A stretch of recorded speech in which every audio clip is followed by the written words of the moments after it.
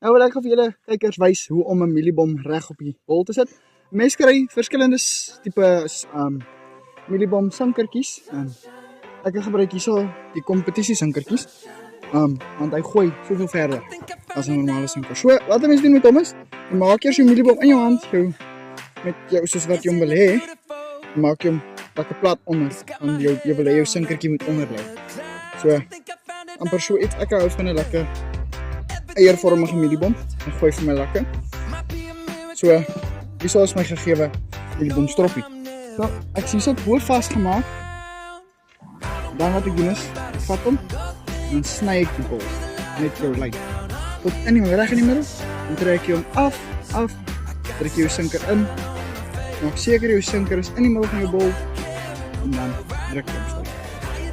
En van daar af, trek jy jou mieliebom, tot hy lekker vast het.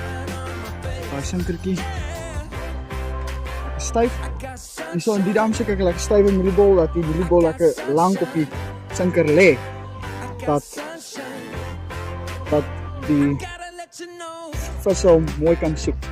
Lyk my hier kry ek 'n byt op my stok, maar nie so groot nie. Nou werk ons hom mooi, as ons hom afwys, sien ek, hy is gelyk hier. Lei net 'n bietjie op hom, reg. En dis hoe mense mieliebol opsit. Party mense sukkel vreeslik met dit, party mense is maklik, maar as jy kyk na 'n lekker lang vis, weet jy nou of jou mieliebol lekker